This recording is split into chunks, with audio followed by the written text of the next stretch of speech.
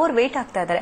ಇದು ಕೂಡ ಒಂದು ಕಾರಣನ ಏನಾದ್ರು? ವೆರಿ ಇಂಪಾರ್ಟೆಂಟ್ ಕಾರಣ ಅದು ಒಬೆಸಿಟಿ, ಸ್ಥೂಲ ದೇಹ. ಸೊ ಹೆಂಗಸರಲ್ಲಿ ಗಂಡಸರಲ್ಲಿ ಇಬ್ಬರಲ್ಲೂ ಇದೆ ಎಫೆಕ್ಟ್ ಬೀರುತ್ತೆ. ಒಂದು ಲ್ಯಾಕ್ ಆಫ್ ಎಕ್ಸರ್ಸೈಸ್. ಮುಂಚೆ ಎಲ್ಲ ತುಂಬಾ ಶ್ರಮ ವಹಿಸಿ ಜೀವನ ಮಾಡೋರು, ಹೊಲದಲ್ಲೆಲ್ಲ ಜೀವನ ಮಾಡೋರು, ಎಲ್ಲದಕ್ಕೂ ಅವ್ರ ಕೈಯಲ್ಲೇ ಮಾಡೋರು. ಬಟ್ ಇವಾಗ ಎಲ್ಲಾ ಮೆಷಿನೈಸ್ಡ್. ನೀವ್ ಹೇಳ್ದಂಗೆ ಮಿಕ್ಸಿ, ವಾಷಿಂಗ್ ಮೆಷಿನ್, ಎಲ್ಲದಕ್ಕೂ ಒಂದೊಂದು ಮೆಷಿನ್ ಬಂದ್ಬಿಟ್ಟಿದೆ. ಸದಾ ಕೂತಿರೋದು, ಟಿವಿ ವಾಚ್ ಮಾಡೋದು, ದೇಹಕ್ಕೋಸ್ಕರ ಇದು ಎಕ್ಸರ್ಸೈಸೇ ಇಲ್ಲ ಅಂದಾಗ ಸ್ಥೂಲ ದೇಹ ಜಾಸ್ತಿ ಆಗುತ್ತೆ. ಆದಷ್ಟು ಒಬೆಸಿಟಿ ಜಾಸ್ತಿ ಇದ್ದಂಗೆ ಅವ್ರಿಗೆ ಪೀರಿಯಡ್ಸ್ ಪ್ರಾಬ್ಲಮ್ಗಳು ತಾನಾಗ್ತಾನೆ ಹುಟ್ಕೊಳ್ಳುತ್ತೆ.